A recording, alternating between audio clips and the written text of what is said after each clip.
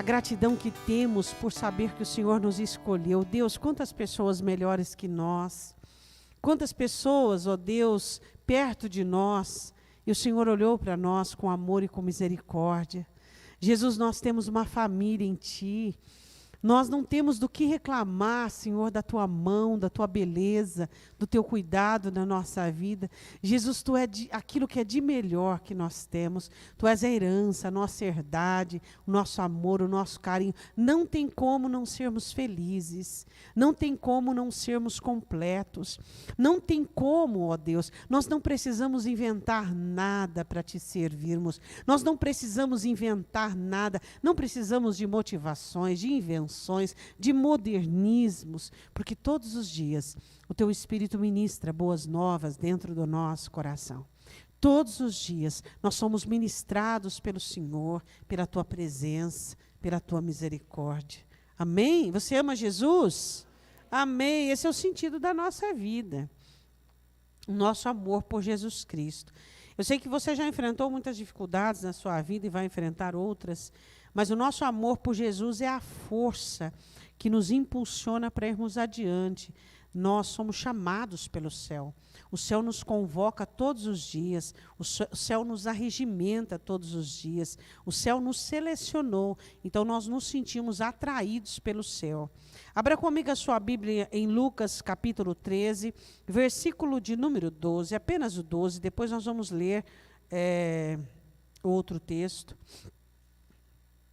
Lucas, capítulo 13, versículo de número 12. Nós amamos Jesus, não é? E o nosso amor por Jesus vai crescendo cada vez mais, não é verdade? É lindo, né? Esse amor que nós temos por Jesus. E é o Espírito Santo quem nos tem dado, quem nos tem ensinado. Nós somos batizados neste amor. E vendo-a, Jesus chamou a si e disse-lhe: mulher, estás livres da tua enfermidade. Pode assentar-se. Qual era a enfermidade daquela mulher? Jesus olha para aquela mulher e ele diz: mulher, está livre, você está livre da sua enfermidade. Nós temos enfermidades físicas, nós temos enfermidades emocionais e nós temos enfermidades espirituais. Essa mulher tinha uma enfermidade emocional e espiritual alincada, vinculadas, as duas eram vinculadas. E é muito interessante quando você percebe que dentro de você, que a sua alma tem um funcionamento esquisito, um funcionamento que não é adequado. E muitas vezes você percebe que você vai fazendo um exercício de posicionamento muito negativo, que é isso aqui, ó. Porque o objetivo nosso é olhar para o alto, para o autor e consumador da sua fé. E olharam para ele, os seus olhos foram iluminados. E os discípulos olharam para o alto e viram Jesus subir. E os discípulos, e assim por diante. E qual é o funcionamento das trevas? É isso aqui. Nós deixamos de olhar para o alto, né, como o próprio apóstolo Paulo diz em Colossenses, pensar nas coisas que são de cima, nas coisas que são do céu, e aí nós vamos abaixando o ângulo da nossa visão. E aí nós vamos ter uma visão assim, né?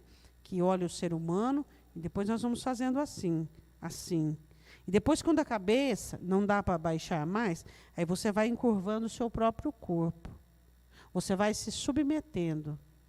Você vai sendo subserviente às situações. E você percebe que a situação lá vai te vencendo. E você percebe que você vai perdendo a força, a energia, a condição, e aí você só vê um caminho. Qual é o caminho que você vê? A se entregar.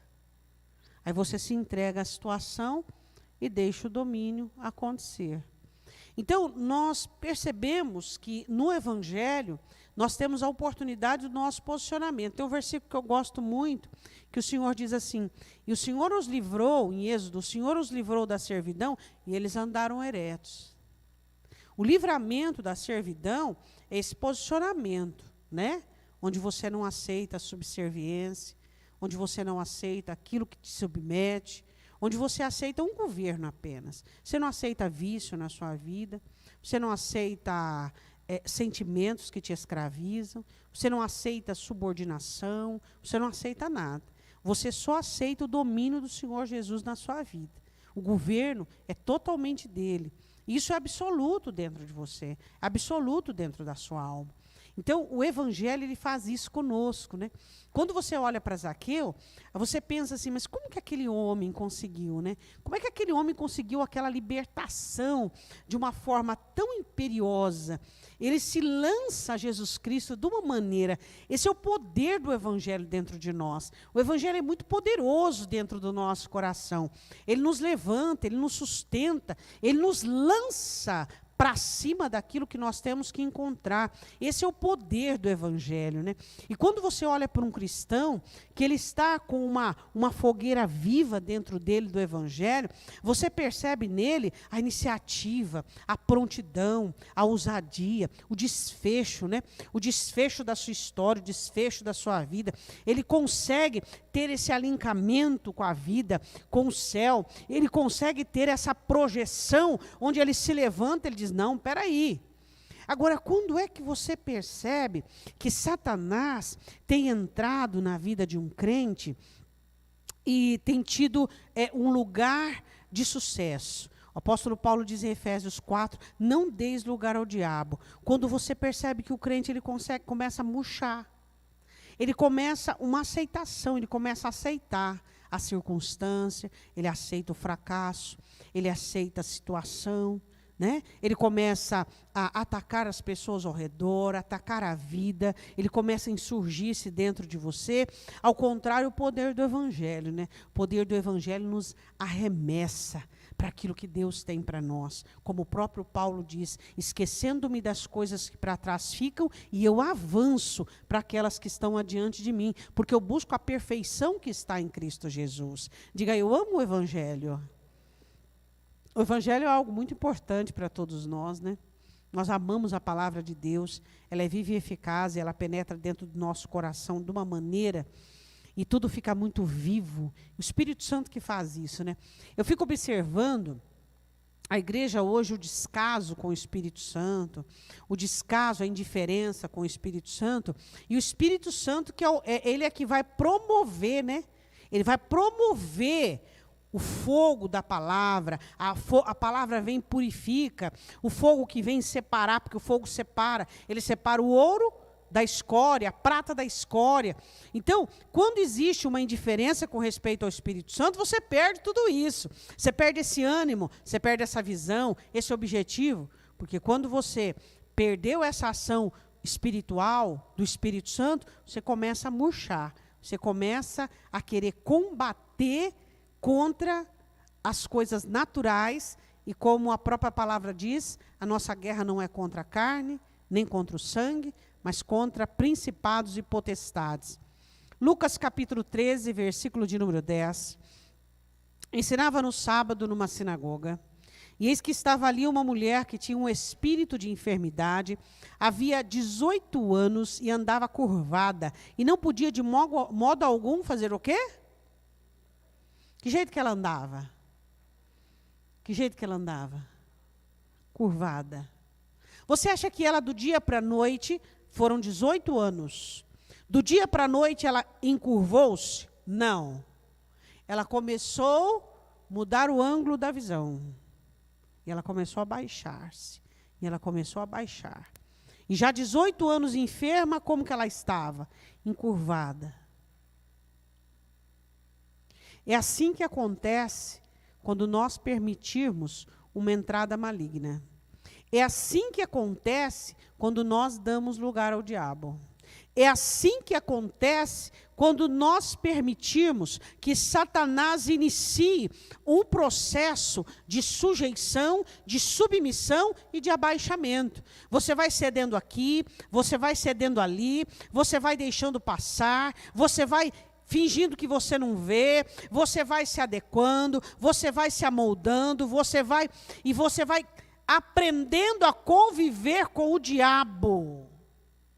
Essa mulher, o que aconteceu? Ela aprendeu a conviver com uma enfermidade maligna. Será que nós, como cristãos, temos aprendido a conviver com o diabo, com a limitação de Satanás, com o pecado que vem do diabo, com a escravidão e subordinação que vem das trevas, com as mesmas setas, as mesmas operações de Satanás sobre nós? É inadmissível nós, na altura do nosso campeonato, que estamos as premissas do arrebatamento, permitirmos esse abaixamento.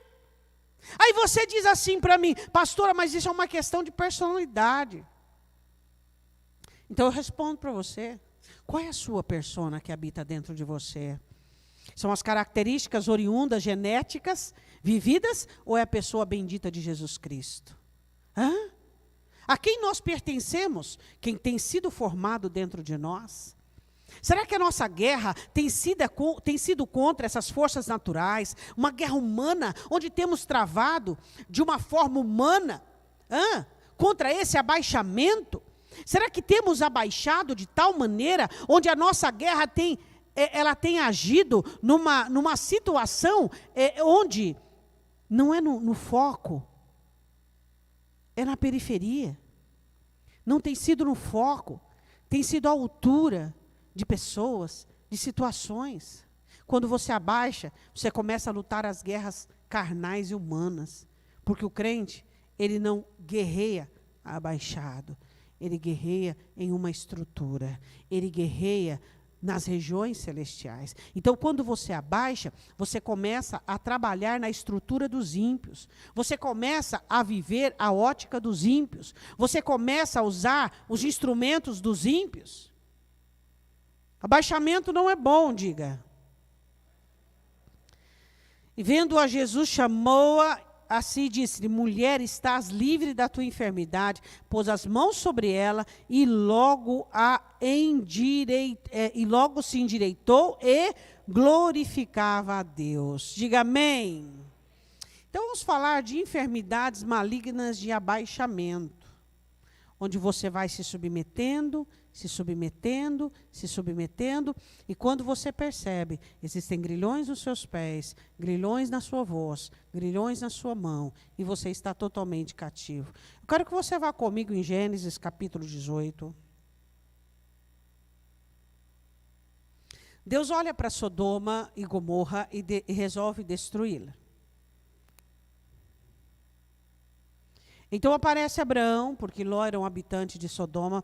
Aparece Abraão para interceder a Deus, como um intercessor por aquela cidade. Então ele começa com o número de 50. Senhor, se houver 50 justos.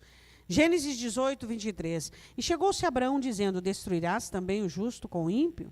Se porventura houver 50 justos na cidade, destruirás também e não pouparás o lugar por causa dos 50 justos que estão dentro dela? Então percebe aqui, Abraão está pleiteando, vamos observar, está pleiteando diante de Deus a preservação de Sodoma. Ele está agindo como um intercessor para não destruir a cidade do sobrinho. Sabe por quê? O sobrinho não tinha para onde ir. Abraão sabia que não tinha mais volta à separação. O sobrinho estava pobre. Não tinha nada mais. Não tinha mais nada. Então agora ele intercede, por quê? Porque ali o sobrinho estava com as filhas, com a esposa. Então o Senhor ouve a intercessão de Abraão e Abraão começa a pleitear diante de Deus a não destruição de Sodoma. Muitas vezes na minha vida e na sua vida, nós começamos a pleitear diante de Deus a libertação, com a intercessão, sobre algumas situações. E a Bíblia diz assim, no versículo de número 25, no número 27, respondeu Abraão dizendo: eis que agora me atrevi a falar ao Senhor, ainda sou pó e cinza, se porventura de 50 justos faltarem 5, ou seja, se tiver 45. Não destruirei por conta dos 45. Ele continua no versículo 29, Senhor, e se tiver 40? Não destruirei por causa dos 40. E se, versículo 30, e se tiver 30? Versículo de número 31 e 20. No versículo 32 e 10. Não tinha 10 justo. Então, o que Abraão percebe? ele percebe que a ação de Deus não é feita de uma forma sucinta, apressada. Tudo aquilo que Deus faz na terra é feito de uma maneira totalmente coordenada. Por exemplo, essa terra vai ser destruída pelo fogo. Mas quando vai ser destruída? No momento certo e exato. E exato. Os ímpios serão lançados nas trevas. Quando? No momento certo e exato. Então, todo o trabalhar de Deus é totalmente esquematizado, aperfeiçoado e feito dentro de uma estratégia perfeita. E é insondável. Então, o que Abraão pôde enxergar? Não tem jeito. Deus sabe o que está fazendo. Deus sabe o que está fazendo. Deus resolveu destruir Sodoma e Gomorra e Ele sabe o que Ele está fazendo. Então você olhou aqui a intercessão de um homem que tenta modificar um projeto de Deus baseado numa suposição e não deu certo. Agora eu quero falar de uma outra prática do sobrinho Ló. 2 Pedro diz assim que Ló ficava sentado à porta de Sodoma, tentando alertar, converter, ajudar. E ele ficou tão cansado e tão enfadado desse trabalho. Qual é o trabalho que cansa? Por que você olha dentro da igreja hoje e você vê crentes apáticos, desanimados, sem brilho nos olhos? Seus olhos ainda têm brilho? Por que falta isso? Por causa da luta humana, por causa da guerra humana. É muito interessante quando nós observamos a questão da situação do ser humano. A Bíblia diz assim: e condenou a destruição às cidades de Sodoma e Gomorra, reduzindo as cinzas e pondo-as para exemplo aos que vivessem impiamente. Livrou o justo Ló, enfadado da vida dissoluta dos homens abomináveis.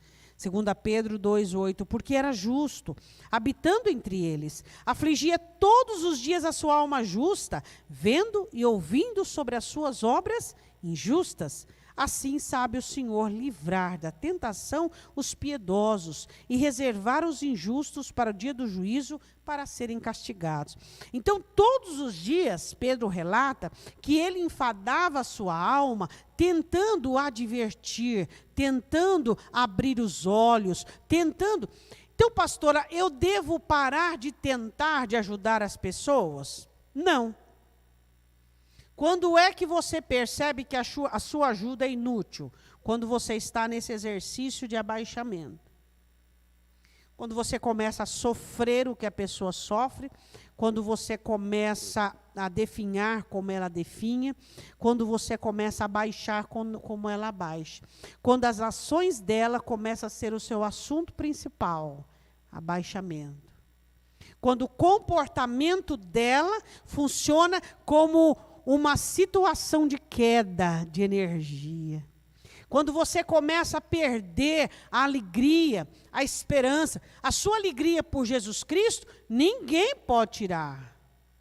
Jesus mesmo diz, quem amar o pai ou a mãe mais do que a mim, não é digno de mim. Quando nós éramos jovens, nós cantávamos uma canção dizendo assim, este avivamento não acabará, nem meu pai, nem minha mãe, ninguém poderá tirar. Então, é algo que o nosso coração está ligado com Jesus Cristo, e esse abaixamento não existe para mim e para você. Por quê? Porque nós não aceitamos essa opressão. Os processos de Satanás começam, primeiro, com uma ligação. Satanás liga você a um assunto ou uma pessoa. Existem as ligações de Deus. Quais são as ligações de Deus? Que você liga com a necessidade espiritual dela. Diga para o seu irmão, as ligações de Deus são com as necessidades espirituais. E as ligações de Satanás são, termina a frase, com as misérias espirituais. Quando você está ligado com uma pessoa com uma miséria espiritual, não é ligação de Deus. A ligação de Deus é a necessidade dessa pessoa. Você se torna Você viu que Abraão, quando ele eu quis ler parte do texto do capítulo 18, porque quando Abraão chega e fala com Deus, e ele percebe que não existe entrada para a sua intercessão, ele faz o quê? Ele afasta. E ele deixa Deus dar a direção e dar a guinada e conduzir aquilo que ia ser feito pelo céu. Então, o que você tem que entender? Que a sua ligação com as pessoas, por mais que você as ame, não pode ser com as misérias dela. Tem que ser com as necessidades espirituais, onde você enxerga a ausência de estrutura, a ausência do Espírito Santo. Porque se você se liga com as misérias... Então vamos lá, como é que Satanás te liga com as misérias espirituais de uma pessoa? Por meio do quê? Primeiro, culpa. Quando você tem culpa com respeito à sua falha com o filho, ele te liga a miséria espiritual do seu filho. Aí vão ser dois miseráveis. Outra coisa, apego. Quando você se liga a um cônjuge, a miséria espiritual dele por conta do apego, vocês dois serão dois miseráveis, falando a mesma linguagem, tendo a mesma atitude carnal, e os dois prostrados e desanimados. Por quê?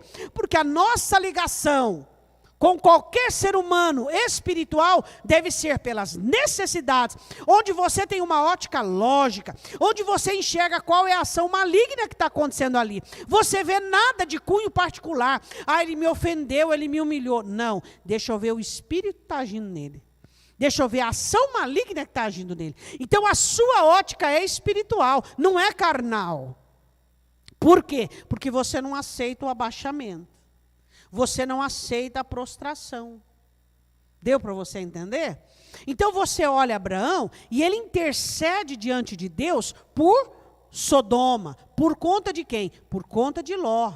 Então ele percebe que não dava para salvar Sodoma. E sabia que Deus ia salvar Ló.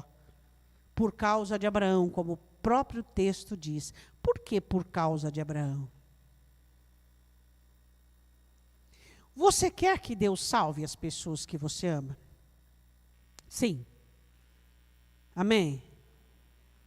E você sabia que Deus pode salvá-las por sua causa? Você sabia disso? Que Deus pode curá-las, que Deus pode resgatá-las, libertá-las, convertê-las por sua causa? Mas, se você fizer isso, vai acontecer? Não. Abraão não fez isso. Se Abraão ficasse desesperado e fosse lá na casa de Ló, dizendo Ló, não, o que ele fez? Ele intercede por Sodoma, e Deus sabia a causa da intercessão dele por Sodoma, era por conta de quem? Por causa de Ló. Porque Ló habitava ali há anos. Então, o que eu e você precisamos entender, que a mão de Deus se move sobre pessoas que nós amamos, quando não existe o nosso abaixamento. Quando não existe o nosso comprometimento espiritual com as misérias daqueles que nós amamos. Se eu atribuir a minha essência à miséria alheia, seremos dois miseráveis, dois fracassados, dois rejeitados, dois mal amados. Por isso que nós temos que entender que quando Deus entra dentro do lar, Ele escolhe alguém, Ele escolhe uma pessoa. E essa pessoa tem que ser totalmente avessa a qualquer tipo de abaixamento.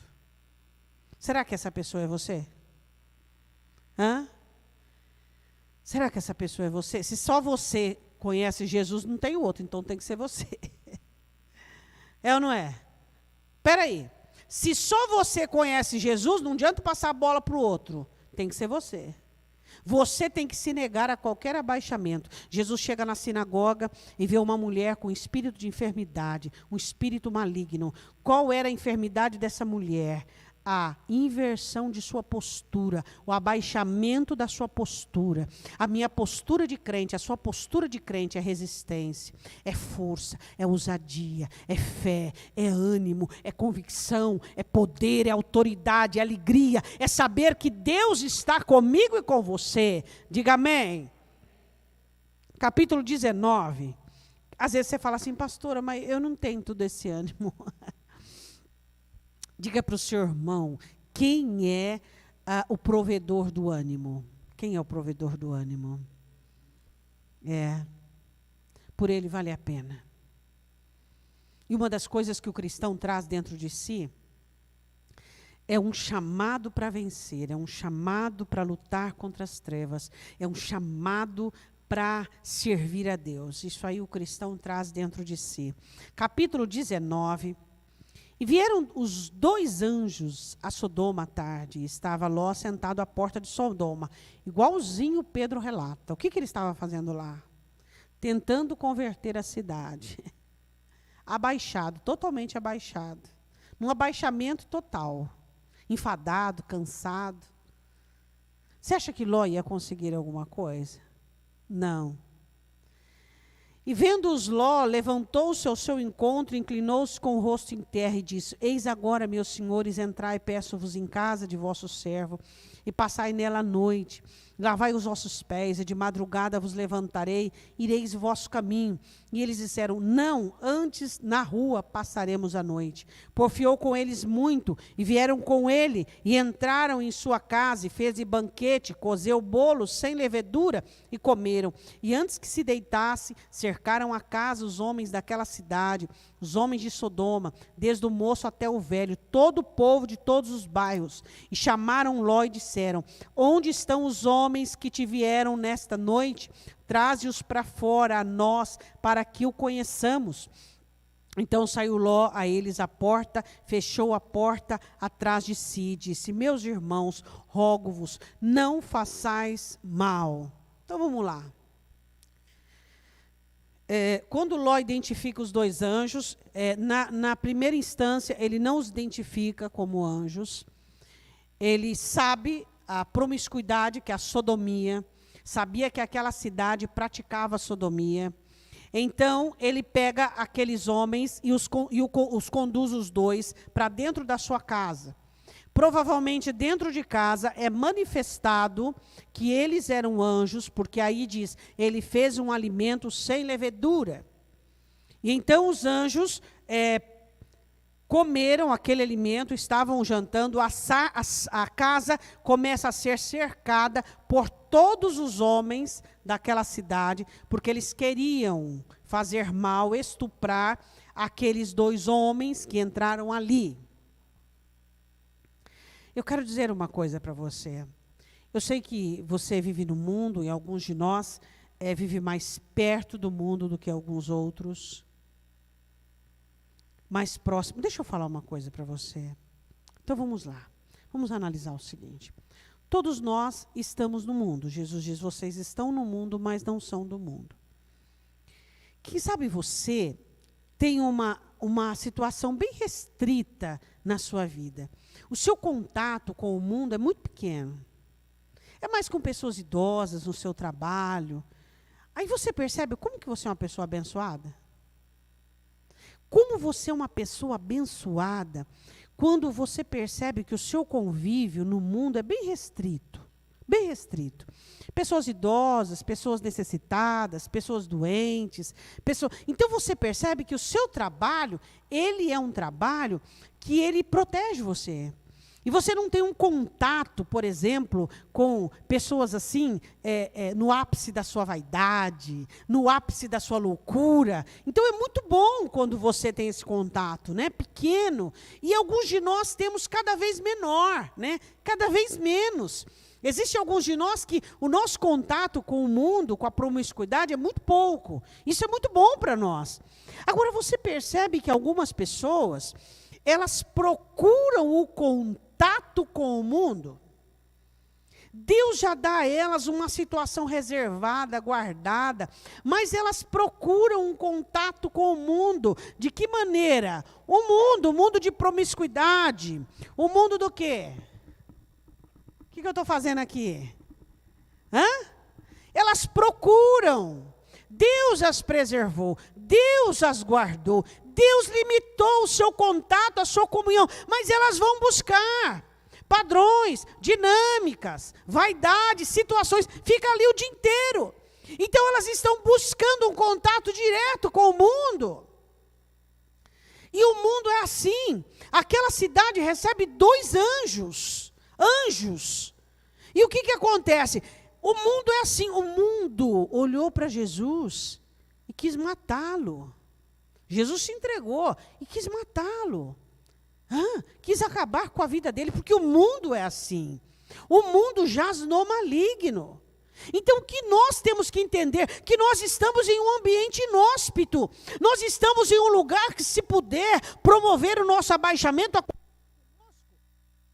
o que aconteceu em Isaías 51, que o Senhor diz, e puseram as costas para os inimigos andar por cima.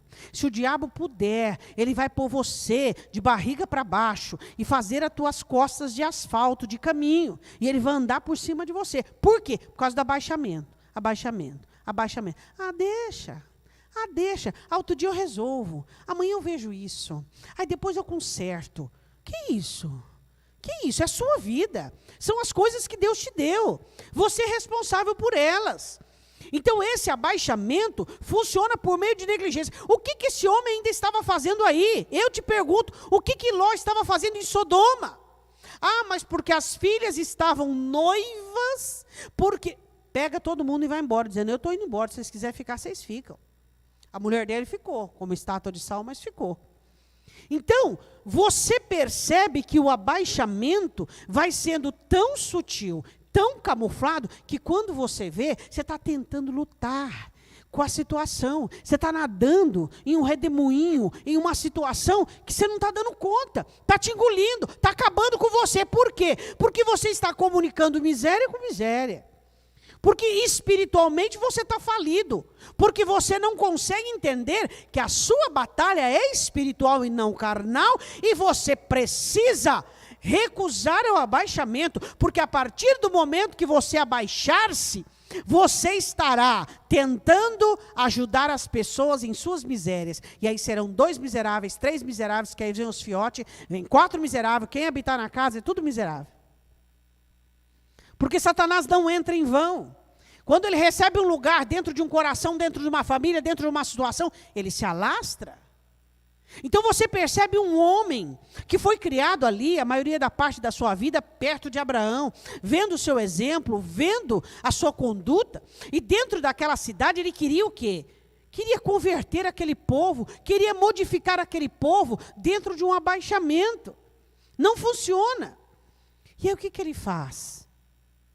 Olha a prova aqui do abaixamento. Sabe o que ele faz? Eu tenho 2 filhas virgens. Eu dou para vocês estuprarem elas. Estuprem elas. Você imaginou aquele bando de gente? Ia matar a moça. Igual a mulher do levita que foi pega. A Bíblia diz assim, no versículo de número 8, eis aqui 2 filhas tenho, que ainda não conheceram homens. Fora, vô-las trarei, e fareis delas como bom for aos vossos olhos, somente nada façais a esses homens, porque por isso vieram à sombra do meu telhado.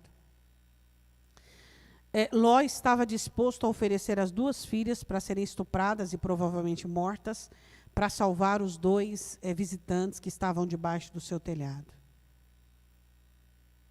Você percebe Ló querendo fazer uma negociação com Sodoma.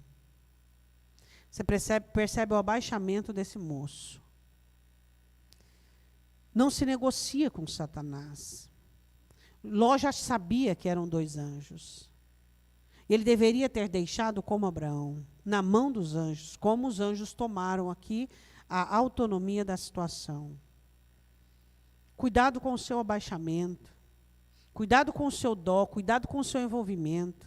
Quando você está envolvendo com uma pessoa que ela está totalmente dominada por suas misérias, não abaixe-se, porque senão isso vai dominar você. Isso vai causar um abaixamento. Eleve-se espiritualmente, e espiritualmente você vai defender essa causa, lutar por essa causa, batalhar por essa causa. Mas o seu abaixamento vai trazer o quê? Vai trazer um definhamento e um posicionamento maligno dentro do seu lar e dentro da sua casa. A Bíblia diz assim, eles porém disseram, sai daí! Fala para o seu irmão, sai daí. Sai daí. Os homens disseram, sai daí para Ló. Sai daí. Disseram mais, vamos embora. Como estrangeiro este indivíduo veio aqui habitar e quereria ser juiz em tudo. agora te faremos mais mal a ti do que a eles. E arremessaram-se sobre o homem, sobre Ló, e aproximaram-se para arrombar a porta. Existem situações na sua vida que o Espírito Santo faz você ser tocado pela situação. Os próprios homens e habitantes de Sodoma falaram assim, sai daí, o que você está querendo? Você veio aqui, você está querendo ser chefe, você está querendo ser o sábio, você está querendo nos ensinar a viver? Os próprios habitantes de Sodoma jogam na face de Ló. Olha que coisa interessante. Quantas vezes você está vivendo uma situação que não é sua, guerreando a guerra que não é sua, batalhando com armas erradas, e a própria situação está dizendo para você, sai daí. De que maneira a situação diz? Está piorando. Diga assim, quando um crente está no lugar errado, com armas erradas, ele piora a situação. Ao invés de melhorar, você piora. Aí a Bíblia diz assim, no versículo de número 10, aqueles homens, porém, estenderam as suas mãos, fizeram Ló entrar consigo na casa e fecharam a porta. Feriram de cegueira os homens que estavam à porta da casa, desde o menor até o maior, de maneira que se cansaram para achar a porta.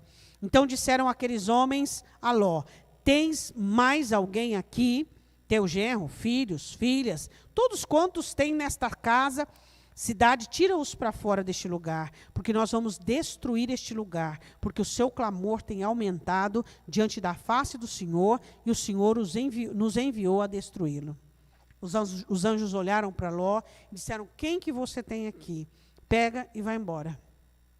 Porque nós fomos chamados para cá, enviados para cá, para destruir este lugar. É um dó você enxergar crentes que não conhecem o poder do céu. Crentes que limitam o poder do céu. Que limitam o poder da atuação do céu. Quem diz que nós somos agentes operacionais? Quem disse que nós determinamos coisas? Quem disse que as coisas estão nas nossas mãos? Quem diz que o céu não trabalha? Quando você sofre, se definha e se entrega, você está dizendo, o céu está inoperante.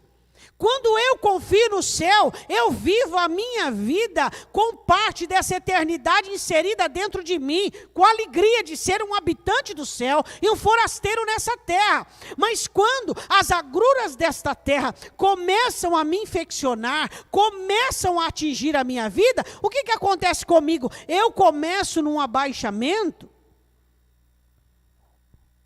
eu começo a estragar as coisas. Eu queria que você buscasse na sua memória agora um movimento de abaixamento que você fez. Todos nós, eu nunca tive um movimento de abaixamento, pastora. Então segura aí que vai voar, porque é anjo. É anjo. Como que você aprende a não fazer o abaixamento? Abaixando. Você percebeu que não deu certo. Você percebeu que quase você foi para o ralo. Você percebeu que a sua fé murchou. Você percebeu que o desânimo e a apatia. Você percebeu que a tristeza era operante. Você percebeu que o diabo começou a ganhar terreno.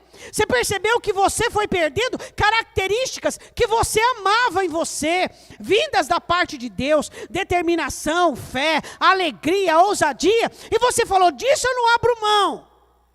Se uma pessoa que tem facilidade de abrir mão das coisas do céu, deixa eu te contar um segredo bíblico. Todo crente que é apegado às coisas da terra tem facilidade de abrir mão das coisas do céu. Agora termina o pensamento. É o contrário agora, é só você trocar as palavras. Vai, termina o pensamento. Vou falar de novo. Todo crente que é apegado às coisas da terra, que tem um apego, né? Quarta-feira o Senhor falou conosco sobre o apego, que é apegado às coisas do céu, apegado, preocupado, desesperado, né? Totalmente ligado. As coisas do céu faz assim, escapam da mão dele. Mas todo crente que é desapegado às coisas da terra, ele fecha e não abre a mão das virtudes do céu. Jesus é dele, a alegria comprada é dele, a paz é dele, a salvação Deus deu a ele, e ele não abre mão. Por quê? As coisas deste mundo são consideradas frívolas, vulgar. Mas ele olha para aquilo que Jesus diz, e ele diz assim, o reino dos céus, para quem o encontra, é como um tesouro escondido no campo, onde ele vai, este homem, e vende tudo o que tem e compra aquele campo. Outro sim, é como um negociante de boas pérolas, que encontra uma pérola e vende todas as outras pérolas e riquezas para comprar aquela pérola. Amo esta passagem. Porque ela relata o quê? O seu apego pelo céu. O seu apego pelo céu. Então, se você tem apego às coisas da terra, as coisas do céu vão passando por você. Você não vai conseguindo segurar. Afinal, você tem apenas uma força de segurar, de apegar-se. Então, se você apega-se à terra, as coisas do céu passam. Então, troca esse apego aí. Apegue-se às coisas do céu. A minha alegria ninguém tira, a minha paz ninguém tira. O meu amor por Deus é inabalável. A minha confiança, e você se apega. E as outras coisas? São coisas. Quantos anos você tem? Eu costumo conversar com Deus, agradecendo muito a Deus pelos meus 50 e poucos anos. Eu sou uma pessoa que eu vivi muito bem na minha vida, muito bem. Vivi tudo na minha vida de uma maneira intensa, saudável. Eu penso assim, que depois dos 50, depois dos 40 e poucos, 50 anos, muita coisa muda na nossa vida. Eu não sei se é a idade, eu acredito que não é a idade, mas sim a convivência com o Senhor Jesus Cristo, que traz essa maturidade. Mas quantos anos você tem? Vamos falar de idade. Aí eu faço a pergunta, já não era completa? Quanto tempo que você está na igreja? Já não era para você ser um pouco mais maduro?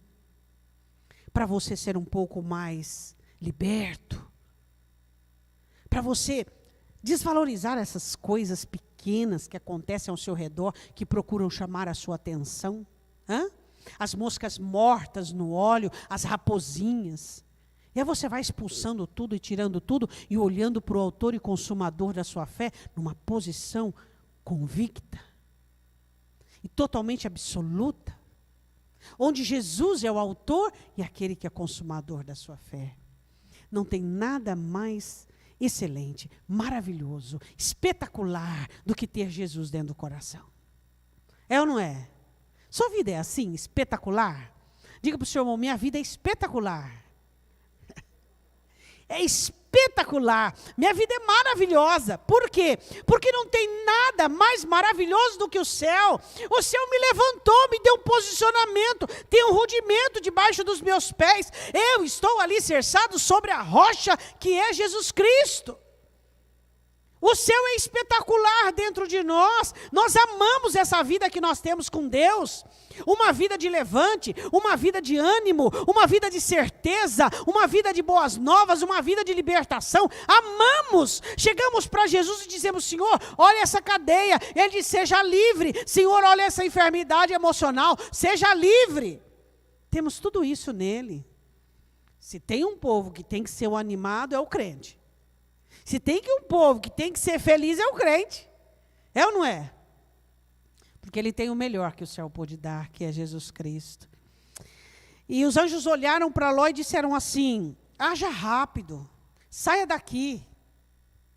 Existem coisas da nossa vida que elas não podem ser demoradas. Não se demore muito em situações que são perigosas. Não se demore muito em situações que vão sugando a sua fé, sugando o seu ânimo. Sugando... hoje eu estava gravando um episódio de Sala da Alma e eu abordei uma coisa muito interessante, que a alma, ela se alimenta daquilo que você põe dentro dela e ela identifica o fracasso e o êxito. Existem almas que têm projeção para o êxito. Eu estava falando...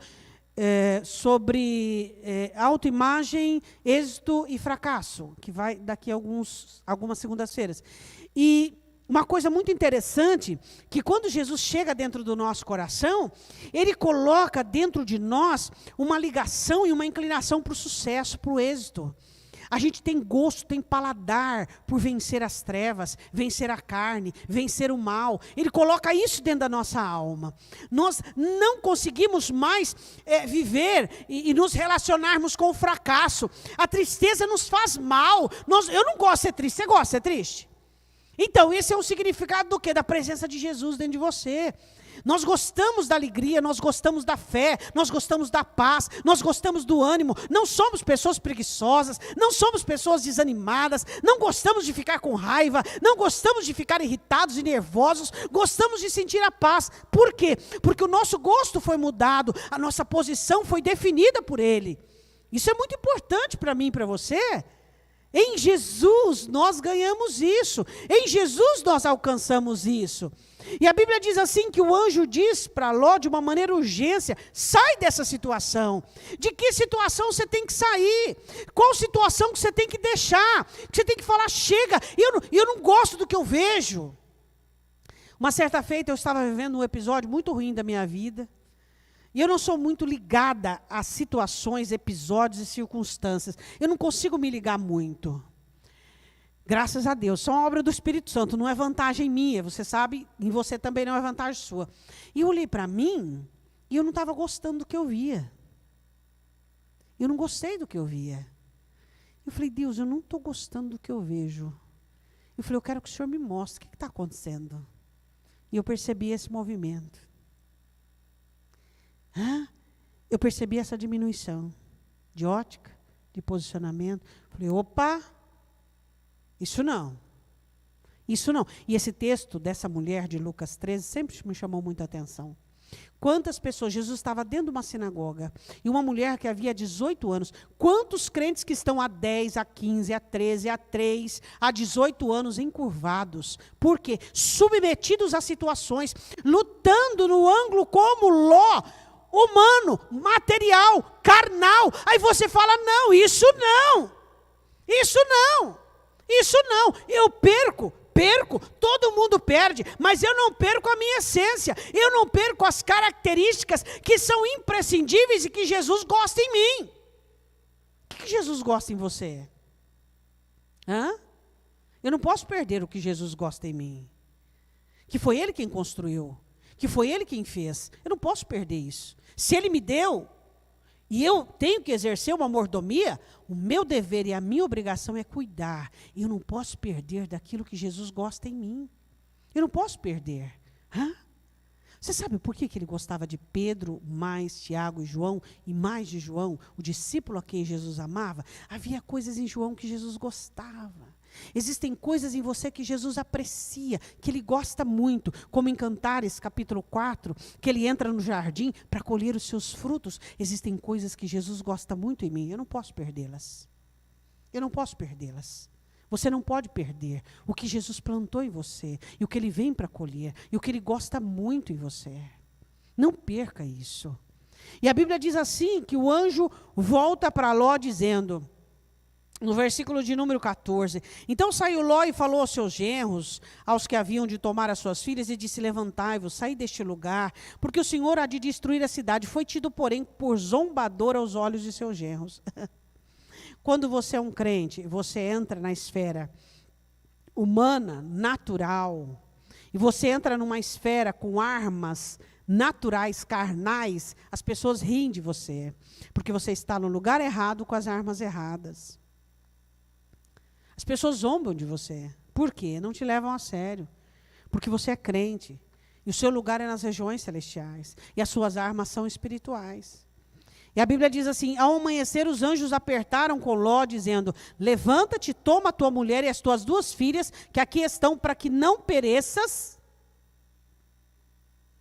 Olha para o seu irmão e diz: não pereça na situação da sua família. Não pereça na miséria do seu cônjuge, não pereça nas escolhas dos seus filhos, não pereça na opção das pessoas que você ama. Se você linkar e aliançar com elas nas misérias, você vai perecer junto. Mas se você elevar-se espiritualmente e assumir o seu posicionamento diante de Deus, vai dar certo. Mas se você prostrar-se, vão ser 2 miseráveis, 2 irritados, 2 nervosos, 2 magoados, o que mais? 2 rejeitados, 2 viciados, 2, vai ser sempre 2. Ou quem tiver dentro da casa. Você escolhe. Não deis lugar ao diabo. Você escolhe. E o abaixamento que é? É tudo aqui que Ló estava fazendo. Tentando remediar uma situação com o céu. Não os tome minhas filhas. Tentando consertar. Para com isso. Eleve-se espiritualmente. Comece uma batalha espiritual verdadeira. O que é? Oração, jejum, súplica e uma palavra atribuída aqui dentro de você, onde o seu comportamento exale o aroma de Cristo. Tem crente que fica falando, porque você tem que se converter, porque você tem que se converter, porque Jesus te ama, porque... E uma pessoa, não. Oração, jejum, súplica, palavras sábias, edificadas, como maçãs de ouro em salvas de prata. A Bíblia diz assim, ele porém demorava-se. Por que as pessoas se demoram em situações de abaixamento? Por causa da adequação.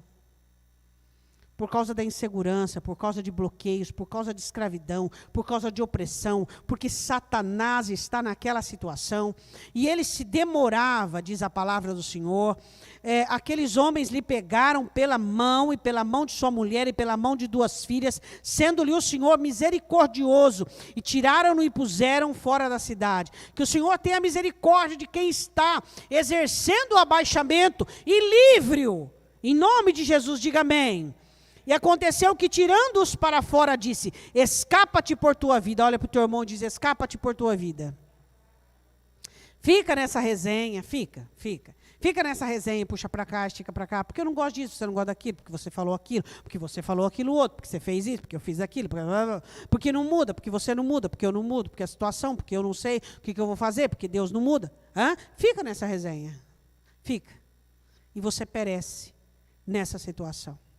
Eleve-se, apruma-se, coloca-se numa posição de autoridade, faz uso do nome de Jesus, faz uso da ação do Espírito Santo, com postura, com autoridade espiritual, autoridade que Cristo te deu, autoridade que Cristo derramou sobre a sua vida, o nome de Jesus Cristo, que é acima de todo nome. Não vamos aceitar nenhum tipo de situação que faça nos perecer, não, E a Bíblia diz assim, como é que aquele corinho mesmo, caminhando eu vou para Canaã, se você não vai, não impeça a mim. Olha para o teu irmão e diz, você não vai, não impeça a mim. Ninguém pode te impedir de ir para Canaã, de sair da situação. Por quê? Porque nós recebemos uma herança do Senhor Jesus. Escapa-te por tua vida, não olhes para trás de ti, não pares em toda a campina, escapa lá para o monte para que não pereças. Diga amém. Diga, eu não vou perecer. Porque Deus amou o mundo de tal maneira que deu o seu Filho unigênito para que todo aquele que nele crê, não, mas tenha. Ninguém vai tirar isso de mim e de você. Ninguém. Eu gostaria que você se colocasse de pé. E eu queria que você fizesse uma oração de crente. Com autoridade. Você sabe fazer uma oração ainda de crente com autoridade? Está destreinado? Está destreinado? Eu não sei se a vigília vai continuar com o culto, Natália, ou vai interromper. Pode continuar? Pode? Então você pode vir aqui para frente. Eu queria que você, depois, se você que não pode ficar, nós não estamos te obrigando, as portas estarão abertas, não estarão fechadas, tá? Pode subir. Eu queria que você fechasse os olhos. Quero chamar o louvor para frente. Eu queria que você orasse uma oração com autoridade. Com autoridade. Faz uma oração com autoridade. Eu queria que você, pelos olhos da fé agora, observasse o seu abaixamento. Pelos olhos da fé agora, observasse o seu abaixamento. Olhe agora o seu abaixamento. Analise o seu abaixamento agora. O Espírito Santo, ele mostra quais são as áreas em que Satanás usa a culpa, usa a condenação, usa a timidez, usa a falta de segurança, as coisas que Satanás tem usado para forçar o seu abaixamento. Eu queria que você olhasse agora pelos olhos espirituais e que você levantasse um clamor e você levantasse uma oração.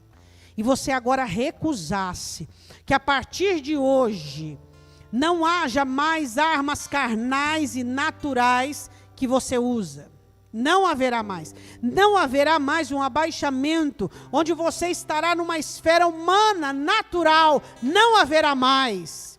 Não haverá mais. Diga ao Senhor agora, em nome de Jesus. Diga ao Senhor agora. Fala com o Senhor neste momento. Nós vamos cantar uma canção. E eu quero que você levante a sua voz agora. Levanta a sua voz com autoridade. Vem, Espírito Santo. Vem, Espírito Santo de Deus. Levanta a tua voz agora. Levanta a tua voz com autoridade. Levanta a tua voz com autoridade.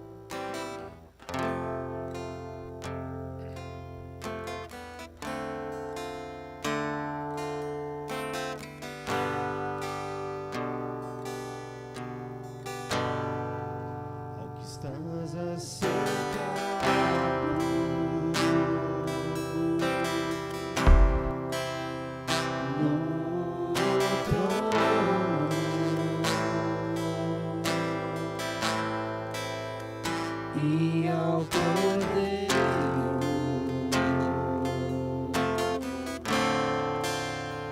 seja o louvor,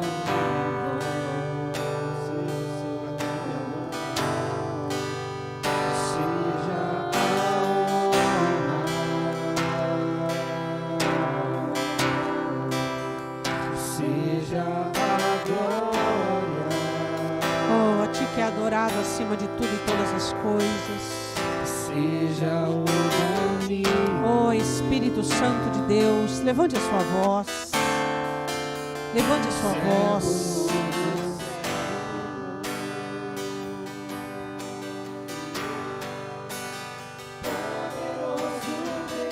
Oh, Espírito Santo de Deus, Espírito Santo. Recontiano dereçulhando, alabá.